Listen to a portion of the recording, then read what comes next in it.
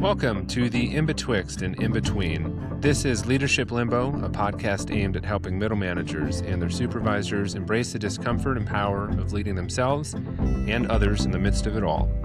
We blend real insight with practical tools to help you lead with self-awareness, purpose, and influence wherever you are on your leadership journey. I'm Josh Hugo, one of your co-hosts, joined today by my good friend and other co-host, John Clark. John, top of the morning to you. Top of the morning. Happy St. Patrick's Day. We're actually, hopefully we get this up today. We'll actually be recording the same day as the event because we're a little behind on our normal recording schedule because I was at a beautiful wedding in Oregon this past week for my brother-in-law. And so thanks to Josh for letting me adjust here.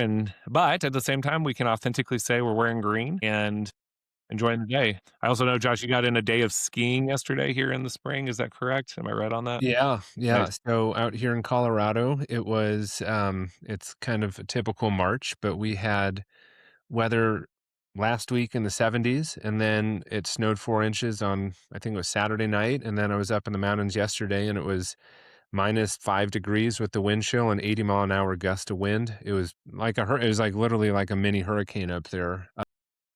It was too windy. They actually shut the lifts down for a bit of the morning, but yeah, coming back down, and we're about to hit potentially the hottest stretch of March that Colorado's ever experienced, and potentially hitting close to 90 this week. So just a wild stretch. But yeah, St. Patrick's Day is always a nice day. For those of our listeners who maybe are just tuning in, we're both former Irishmen from the University of Notre Dame. So of course we have that. Half my family is from the west coast of Ireland in the Galway area. I spent 6 months living there back in college. And so certainly have some real affinity for today's celebrations. And my younger son's middle name is Patrick. So There you go. lots of Irish to go around today.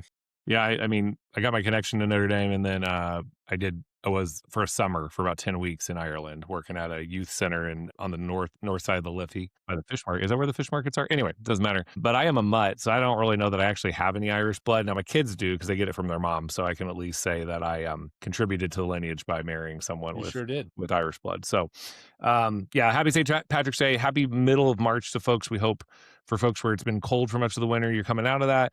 And for folks that, spring can be chaotic weather-wise or otherwise, we hope you're settling in and enjoying this time of year. So, Absolutely. yeah, first, before we get going here, I'm going to remind folks to please download our podcast. We have been excited to see some upticks in our downloads and to see, we think, some people that are continually coming back to this. And we just ask you to continue to do that so that you're getting these when they show up normally on a weekly basis. Give us a review. We'd love comments as well on what you like about the podcast and any feedback that you have for us on topics that you're interested in or things that we're not talking on. Or frankly, even if you're not vibing with one of our takes on leadership, that's what this is about, right? We always claim not to be the ultimate sages of leadership. If that were the case, then somebody else would have figured this out long before us. So please connect, let us know, and share this with folks. That's the biggest thing you can do. If you like something or even a single episode that you can share with your team or with colleagues or otherwise, we'd love you to go for it. And so with that today, I'm really excited about today's topic. And I want to give a little bit of a shout out here. Today, we're going to talk about ambiguity, which I think really fits in with a podcast called Leadership Limbo, where I think we, to the point of embracing the discomfort of it all. I think discomfort is often manifested in this state of ambiguity that we find ourselves in. And when we started doing this, last summer, my father-in-law has been one of our most dedicated listeners, if not the most dedicated listener. He sends me a kind note every week or things and tidbits that he enjoyed about this. And he himself spent decades in leadership as a school leader at a large high school in Beaverton, Oregon. He led, as a vice principal, portions of that school that were bigger than whole schools that I ran, right? And same with Josh. He ran in a school of several thousand kids. He would oversee, part of that was, 500, 600, 700 kids within that space, lots of different organizational things that they were working on and so on.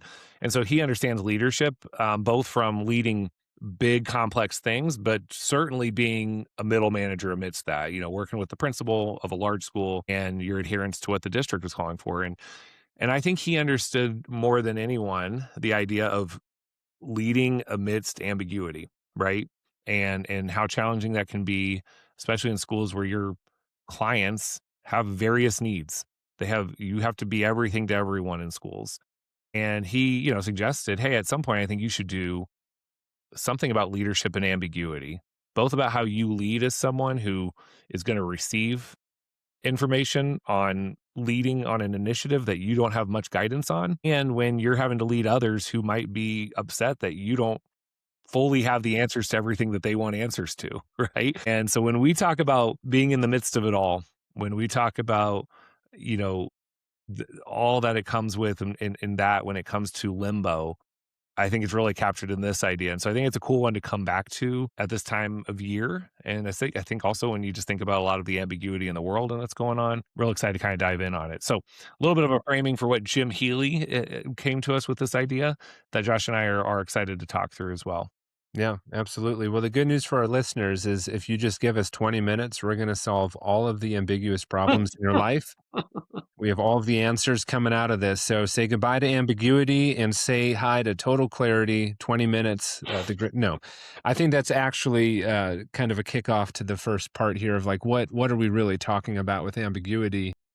And John, I think you gave great examples there of just the messiness, the uncertainty, and I think the reality is that's just always part of life. It's part of your personal life. It's part of your professional life. It's absolutely part of leadership. And I think the tension is that humans crave certainty. Humans often crave security. Risk aversion is a pretty typical, not just like it's like a psychological, physiological behavior. It's not just like a social behavior.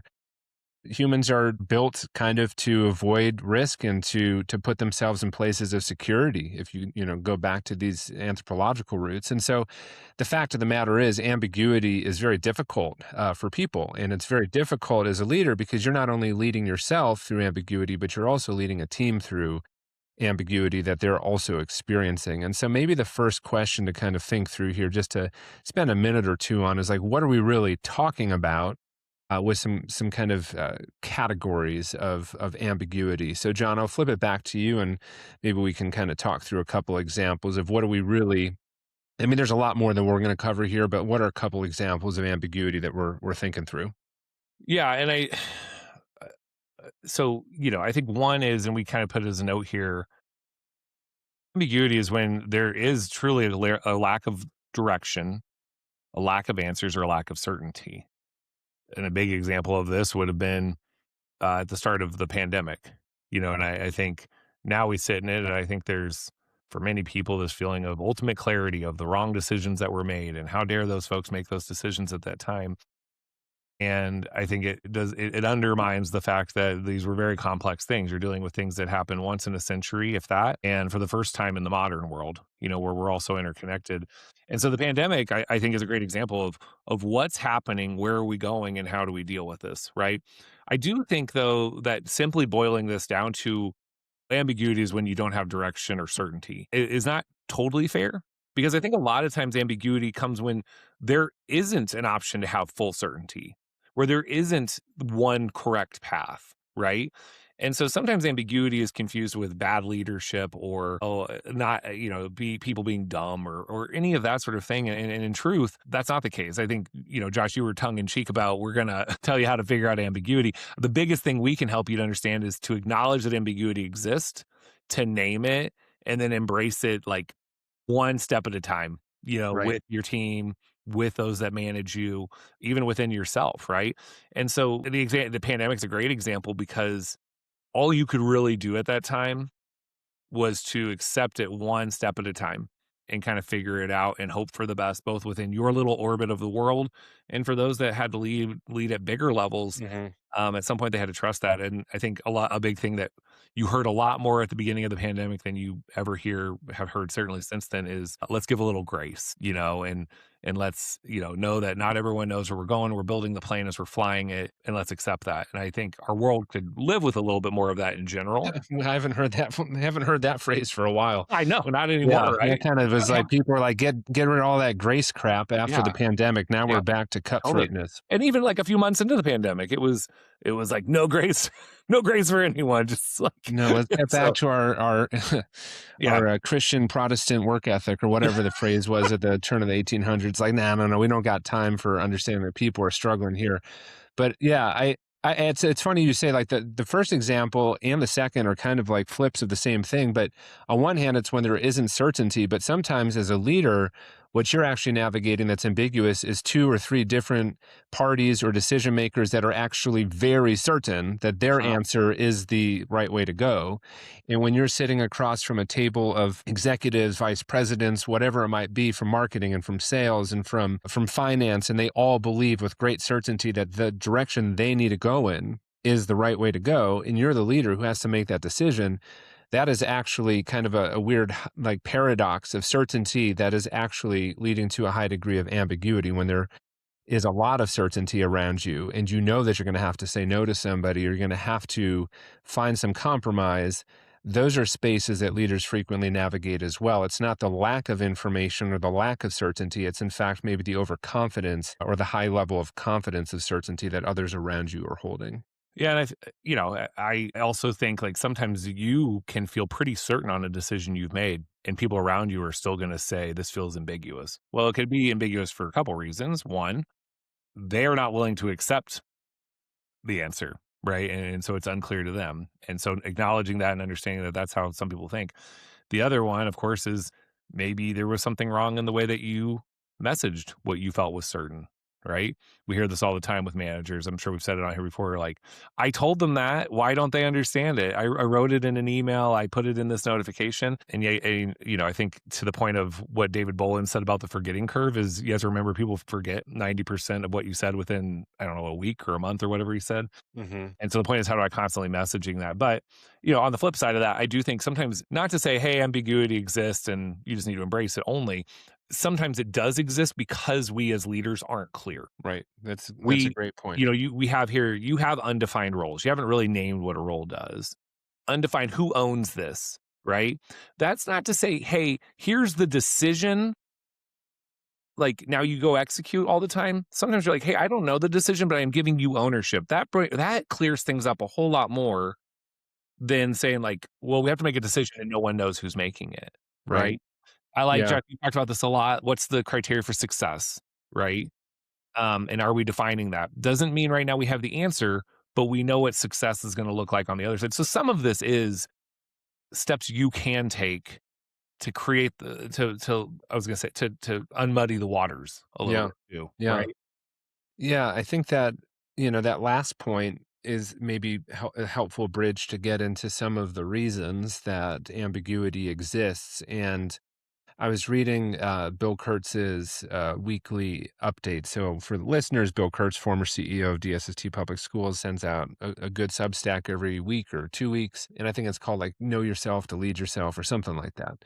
But he was talking about courage today. And he made this interesting point that one of the places where courage often breaks down is my words, not his, but hedging, right? So, like the courage to, or the lack of courage to say, this is the principle that we're going to operate under and I need to stand in my decision, right? And I think that my own reflections of stages of my leadership have been where it was a little bit too compromising. It was a little bit too grabbing a bunch of different ideas and trying to put them all under a big tent, right? Even to put this in the political realm, sometimes Democratic Party is often criticized for having a tent that's so big.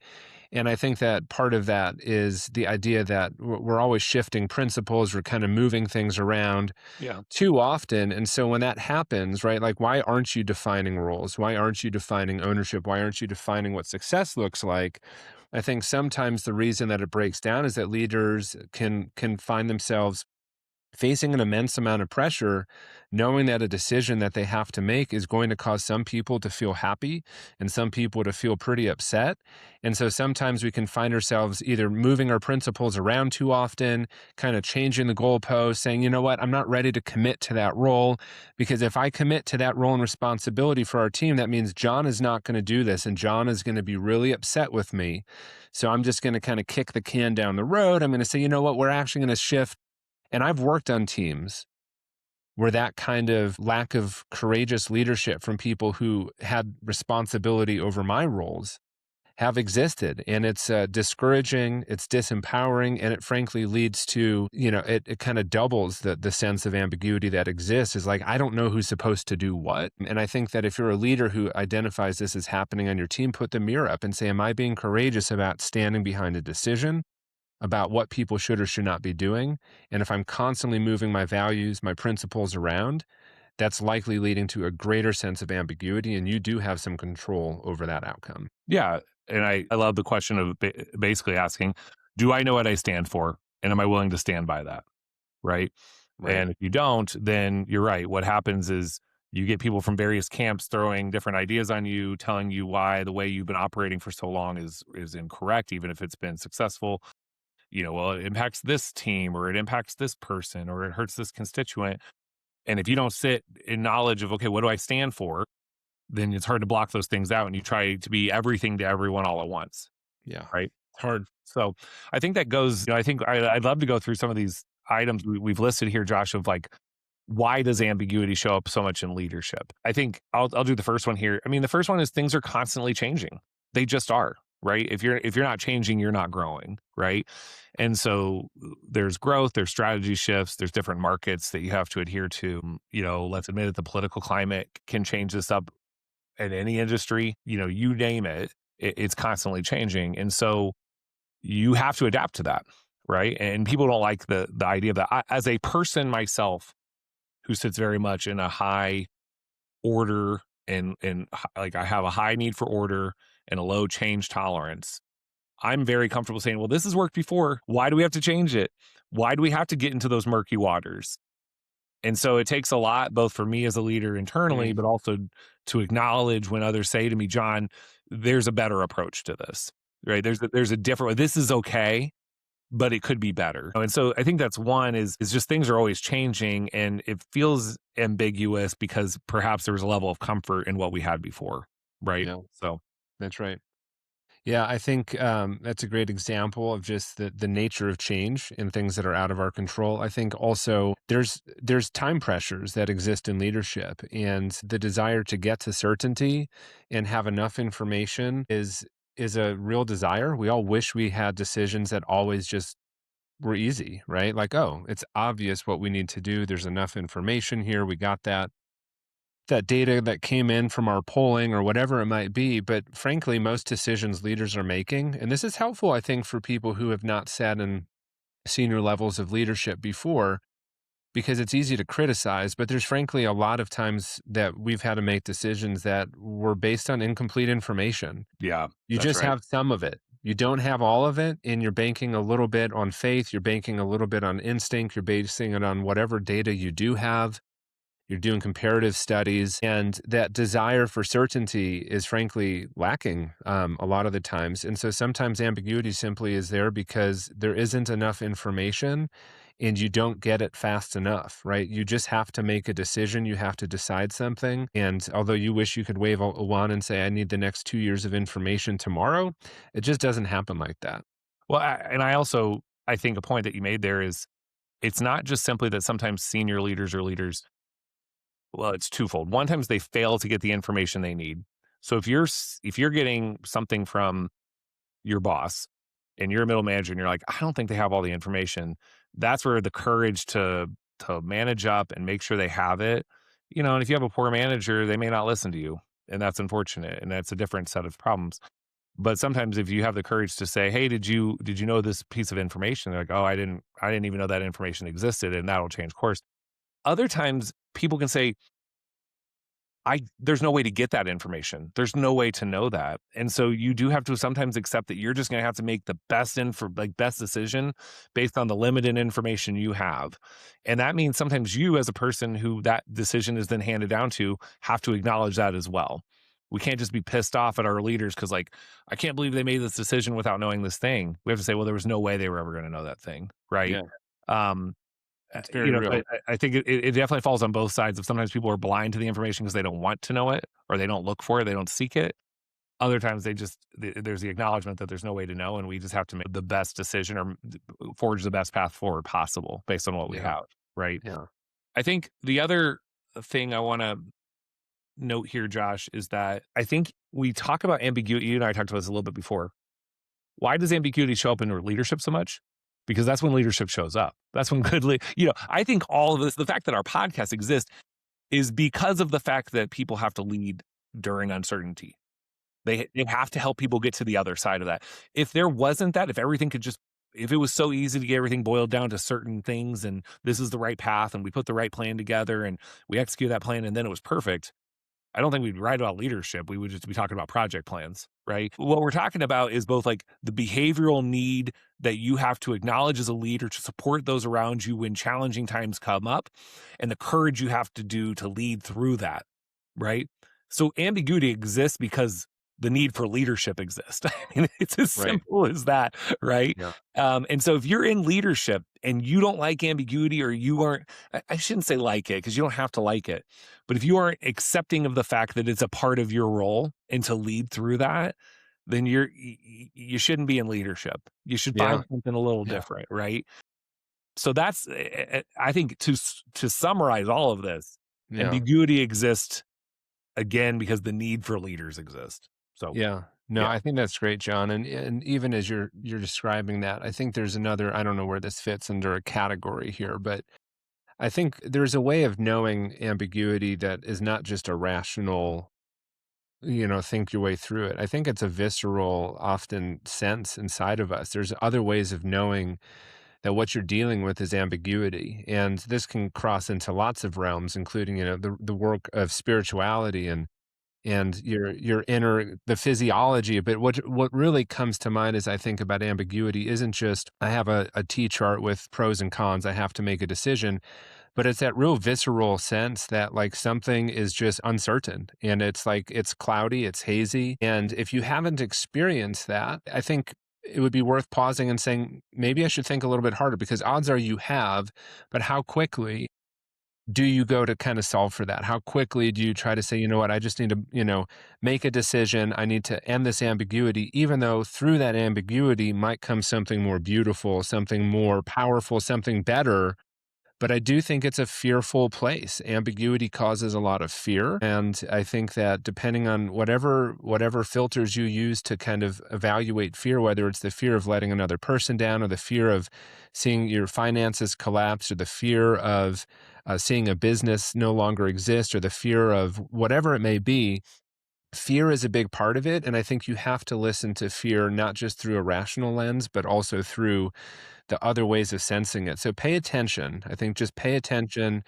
Ambiguity probably exists more than you think, and it is that real friction, that gap between knowing and not knowing, that space in between it, that liminal space that really is the work we're talking about here today. and just to note, not using liminal in a trademarked way, just using the No, word.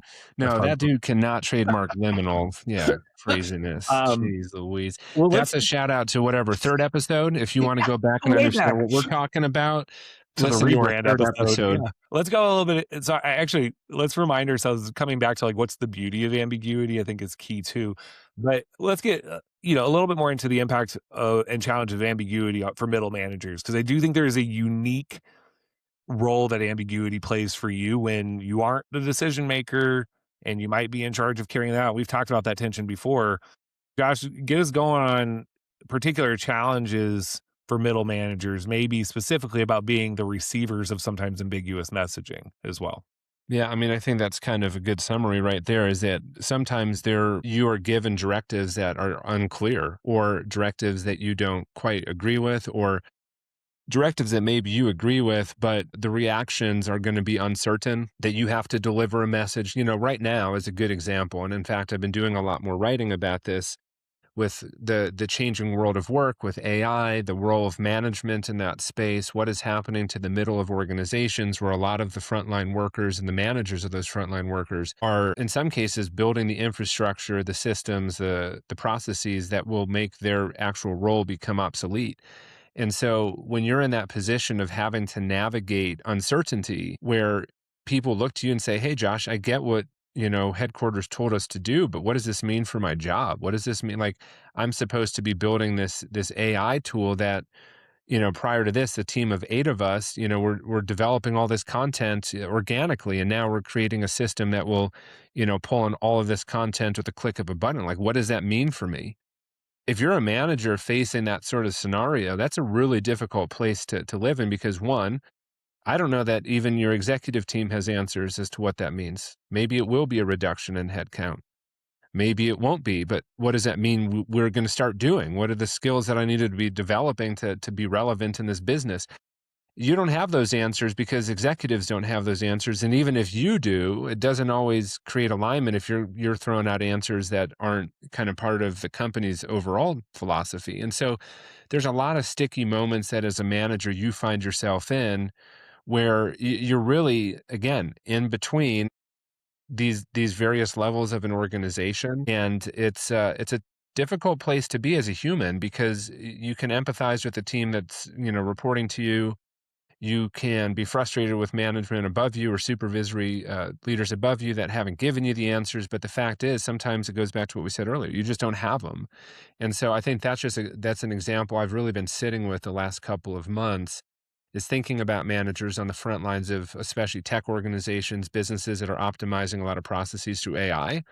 They're in a really difficult spot right now. Yeah. I mean, that could be a whole set of episodes for us is about our Right. views on that. And so I don't want to get too much in the weeds No, we on don't that. need to. Yeah. Um, I do think one thing to note though is that if this is where we always have, I think, the challenge for folks that are in middle management or are even thinking about making that jump. If you are ultimately doing it because you just think it's the right time for you to take a pay increase or get a different title, and you haven't really thought about what this level of management requires, then you need to sit back and really absorb that and think about that because what what it means to be a middle manager is the ability to manage teams and processes on behalf of your organization. So that means two things. One, if you're in a spot where that's going to cost you to make some moral decisions and some ethical decisions, then you have to be prepared to do that and to sit back and say no to things when you need to say no to them and not go forward with things and perhaps put your own career or job on the line. So but that's a very different conversation. Sometimes though, you are going to be asked, your leadership is going to come to you and they said, "Hey,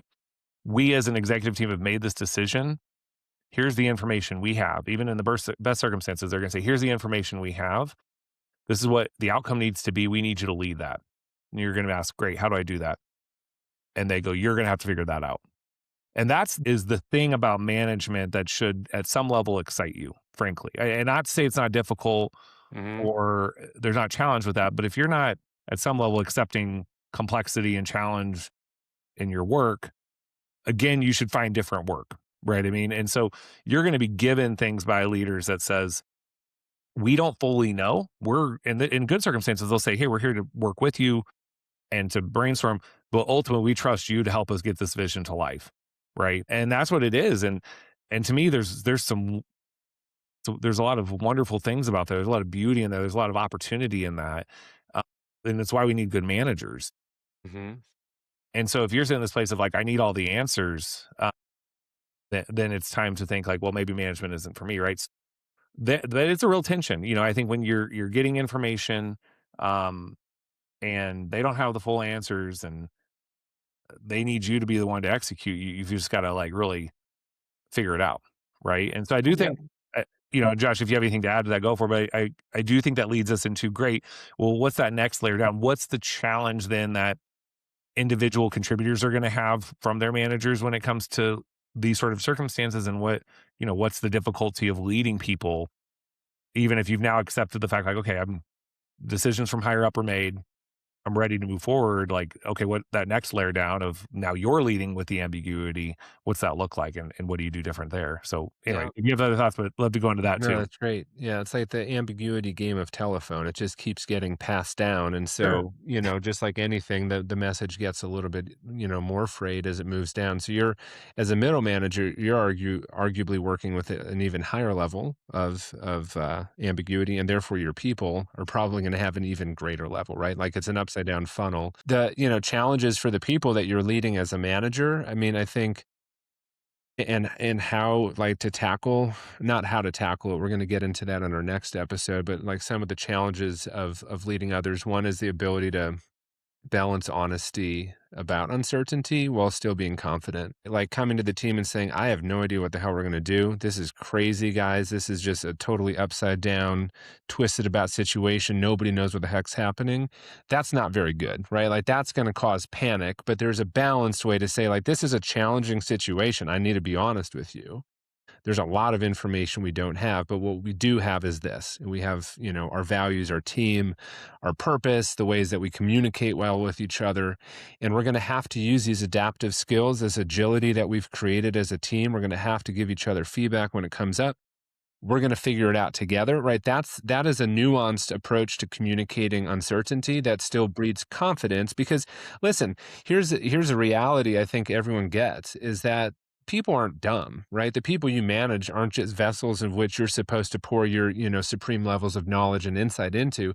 They know if things are weird. They know if things are uncertain. They actually probably just expect you to affirm that and say, hey, I just want to hear my manager say, this is a really confusing time and I don't have the answers. But if you show up in front of a team of people and say, we got all of our stuff figured out, or you do the opposite and you say, we have nothing figured out, it's a total shit show, like that's going to become a situation that, is going to lead to problems. But being honest with people is one of the challenges, but within the container of confidence and honesty and acknowledgement of And uncertainty. I would argue it's more often than we have all the answers or, oh, it's all a shit show is saying nothing. That more often than not, it's the void of any acknowledgement, right? To what you said. And so I just, without getting too much into strategies, it's almost like number one thing, acknowledge when things are not fully certain. And again, to your point, you don't have to be like, you don't want to have panic, right? I think we talked about the victim mentality of like, oh, guys, I don't know what you're the manager who's like, I don't know what we're doing here, and this is so tough, and I can't even figure it out, so I don't know. And then because you do that because you want people to feel sorry for you and kind of pass blame up the chain of command. Right, That doesn't help. right, Doesn't right. help. And so Right. it comes down to acknowledging, Stockholm syndrome. Is it the Stockholm syndrome? Stockdale Paradox. This I You was wanna just talk gonna bring that up. have we talked Stockdale about that before? Paradox. Have we talked about that before? No, if you Yeah, wanna go for it. capture it, I Yeah, think it's a you good want me quick to one. capture it? Do you I want me got to? I'll do it. John, go. So the Stockdale Paradox, a leader of some sort during the Vietnam War, his last name was Stockdale, and he and many of his soldiers got caught in a Vietnamese internment camp. They were there for 7 years, prisoners of war, and throughout that, the biggest thing that he, and later after surviving that and coming out of that, that he acknowledged for himself and the soldiers, that the biggest thing to acknowledge was number one, what he later called, I'm sorry, was what he called the Stockdale Paradox, which was first, you have to acknowledge how terrible the situation you are in is. You have to accept it. You have to acknowledge it. You have to say that this sucks. This is tough. Second to that, you have to say, you have to have unrelenting faith and hope that we will come out of this. And hope, to Brandy's point a few weeks ago, isn't enough. You actually then have to do things to get that right. And so that's what he and his team, once you've set up that we have faith and hope that we can get out of this, then you actually go about creating ways to, in their case, kind of get their minds right and get their survival skills correct.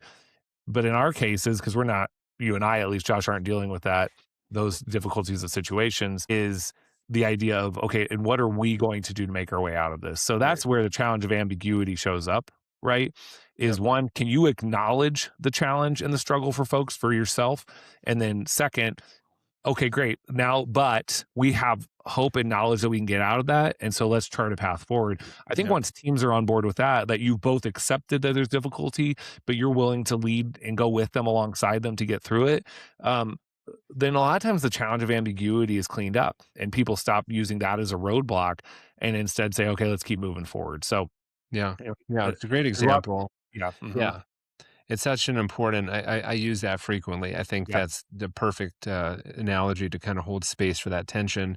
Yeah. I think just kinda to close this out, I think another challenge that I think a lot of people find themselves in because of their integrity is the nature of changing decisions and direction as things evolve, right? So it's like, Mhm. well, I know I told you last week this is what we're doing, but now we have new information that says we have to do something else.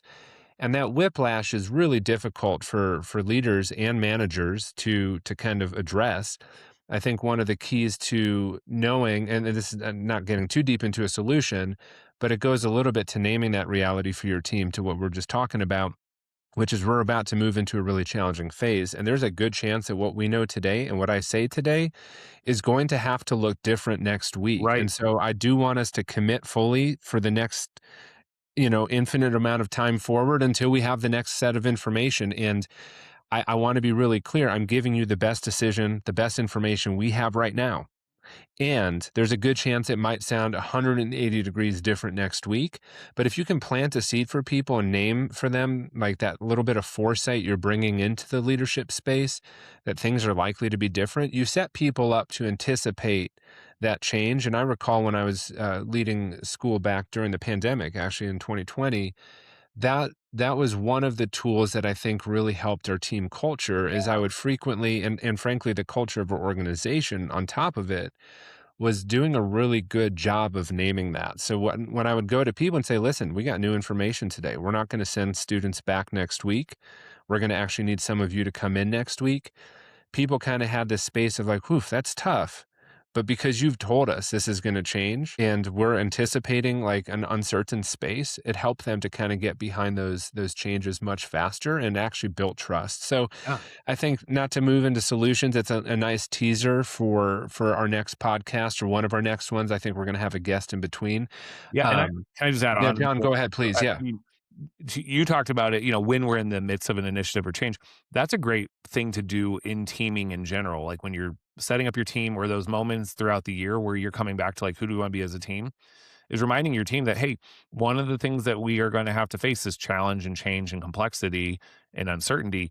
Let's set the conditions for how we'll act in that moment. So, I Right. think you set yourself up so when those moments come, your team has already been framed of like, oh, this is who we are. This is we're prepared to handle this situation. So I Yeah. love that point. Um, and yeah, I think it's a good spot to kind of get us going. Josh, you want to share like where we're going to take this next a little Yeah, bit? Yeah. definitely. So, we have a really great guest coming on to one of our next episodes, and so looking forward to that. But we want to continue this conversation about ambiguity, and so when we come back to this, we're going to really dive into some of the strategies that we have found to be helpful in navigating ambiguity, some of the tools, some of the resources. I think some of that was kind of woven into how we talked about it today, but we really want to do a deeper dive into some of those.